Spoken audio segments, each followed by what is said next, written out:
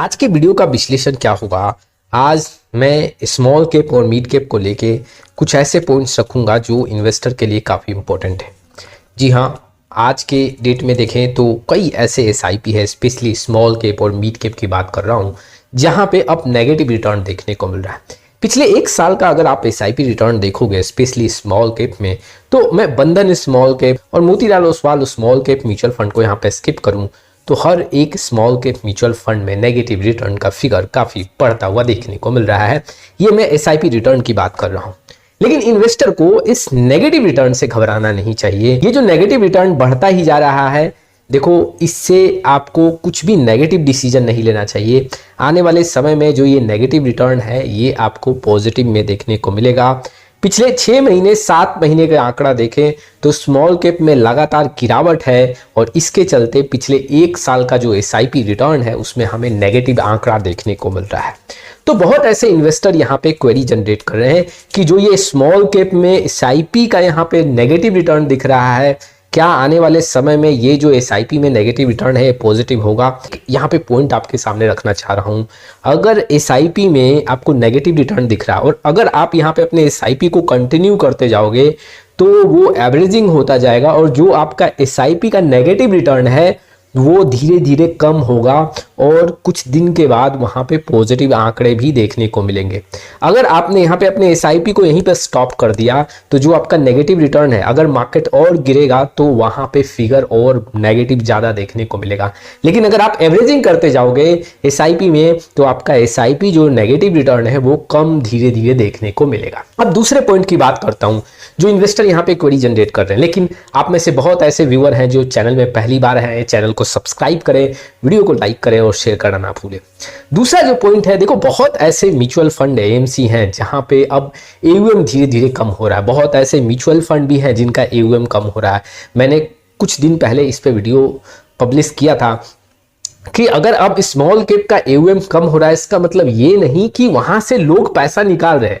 इसका मतलब ये भी है कि जो मार्केट में गिरावट हो रहा है उससे धीरे धीरे उसका एयूएम कम होता हुआ देखने को मिल रहा है। एनएवी में दबाव दिख रहा है और उस एनएवी के चलते वहां पे एयूएम में कमी देखने को मिलता है। जैसे कि एक स्टॉक्स का प्राइस मान लो आज 20 रुपए के करीब में है, 10 दिन के बाद गिरावट हुआ और वहां 10 रुपए का प्राइस देखने को मिला, तो उसका जो टोटल कैपिटलाइजेशन है उसमें आपको कमी 50% का देखने को मिलेगा। वैसे ही म्यूचुअल फंड का एयूएम जो है वो गिरावट के चलते धीरे धीरे कम हो रहा है, तो उससे भी आपको यहाँ पे घबराना नहीं चाहिए। जब मार्केट अच्छा होगा, रैली देखने को मिलेगा, तो वो एयूएम तेजी से बढ़ेगा भी। आप एसबीआई स्मॉल कैप देख लो, एचडीएफसी स्मॉल कैप, निपोन का देख लो, क्वांट स्मॉल कैप, हर एक स्मॉल कैप म्यूचुअल फंड में एयूएम कुछ ना कुछ कम होता हुआ देखने को मिला है।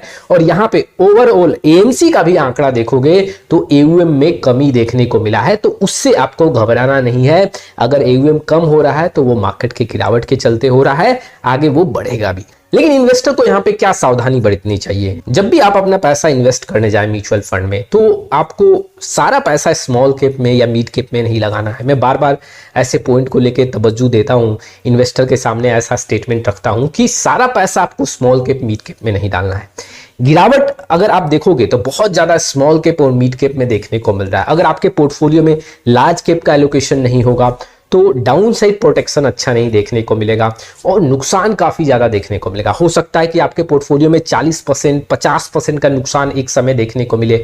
अब उस समय आप सर्वाइव नहीं कर पाओगे, उस समय आप अपने पूरे पोर्टफोलियो को एग्जिट कर दोगे, एक नेगेटिव डिसीजन लोगे और आपका नुकसान काफी बड़ा हो जाएगा। अगर आप अपने पोर्टफोलियो को डाइवर्सिफाई करके कुछ लार्ज कैप का एलोकेशन यहाँ पे ऐड करके रखोगे तो एक डाउन साइड प्रोटेक्शन मिलेगा, जहां पे स्मॉल कैप मान लो 15% टूट रहा है, ओवरऑल आपके पोर्टफोलियो में नुकसान उतना ज्यादा नहीं देखने को मिलेगा और आपका एक जो कॉन्फिडेंस है वो भी बना रहेगा। इसीलिए मैं बोलता हूं कि मार्केट कैप के अकॉर्डिंग आपको यहां पे अपने पोर्टफोलियो में डाइवर्सिफिकेशन करना काफी जरूरी है। अगर आप इसको मिस करते हो तो कहीं ना कहीं आप गलत डिसीजन लोगे और सर्वाइव नहीं कर पाओगे। बहुत ऐसे लोग हैं जो इन्फ्लुएंस करते हैं कि आपको सिर्फ स्मॉल कैप में पैसा डालना चाहिए, ये गलत डिसीजन है। आपको अपने रिस्क के अकॉर्डिंग अपने पोर्टफोलियो को डाइवर्सिफाई बनाना चाहिए। स्मॉल कैप, मिड कैप और लार्ज कैप, ये तीनों मार्केट कैप का सहारा लेना चाहिए। रिस्क कम है तो आप लार्ज मिड कैप ले सकते हो, एकदम रिस्क कम लेना चाहते हो तो सिर्फ लार्ज कैप पे ही डिपेंड रहना चाहिए।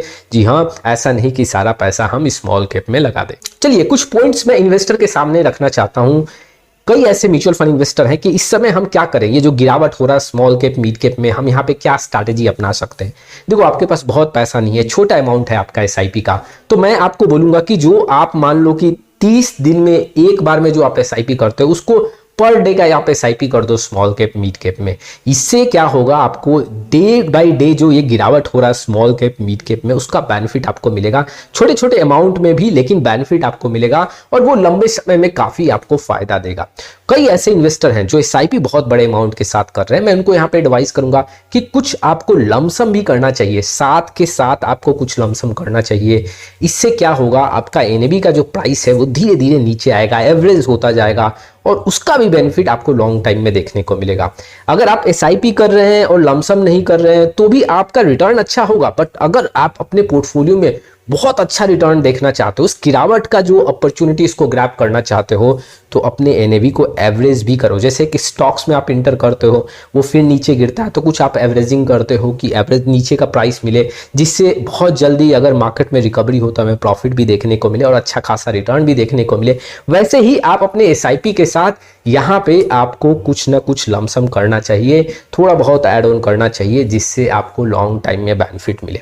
मैं इन्वेस्टर को मैं ये भी बताना चाहता हूँ कि देखो, मैं टाइम टू टाइम इन्वेस्टर के सामने लमसम एडवाइस देता हूँ कि मार्केट कैप कौन सा सेलेक्ट करना है, कहाँ पे आपको पैसा लगाना है, जिससे आप अपने पोर्टफोलियो में जो एक पब्लिश रिटर्न है उससे ज्यादा रिटर्न अचीव कर सको। आपका रिटर्न एनुअल बेसिस पे कुछ ना कुछ आपको अच्छा ही देखने को मिलेगा, रिटर्न में चेंजेस देखने को मिलेगा। अभी जो गिरावट हो रहा है, अगर आप इसमें एडिशनल इन्वेस्टमेंट नहीं करोगे तो गिरावट आपको ज्यादा देखने को मिलेगा, आपका नेगेटिव रिटर्न ज्यादा देखने को मिलेगा। लेकिन जैसे जैसे आप एवरेजिंग करते जाओगे आपका नेगेटिव रिटर्न वहां पे कम हो जाएगा और एक दिन ऐसा समय भी आएगा जब मार्केट एक बॉटम से रिकवर करेगा तो आपको सबसे पहले प्रॉफिट होगा और डबल डिजिट का रिटर्न भी मिलेगा और एक हैंडसम रिटर्न मिलता हुआ देखने को मिलेगा। कुछ दिनों में मैं स्मॉल कैप और मिड कैप को लेके कई ऐसे इंफॉर्मेशन आपके सामने साझा कर रहा हूं। अगर आप हर एक इंफॉर्मेशन को यहाँ पे बारीकी से समझ लो और अपने पोर्टफोलियो में अप्लाई करना स्टार्ट कर दो तो मैं विश्वास दिलाता हूं कि आपको नुकसान नहीं होगा।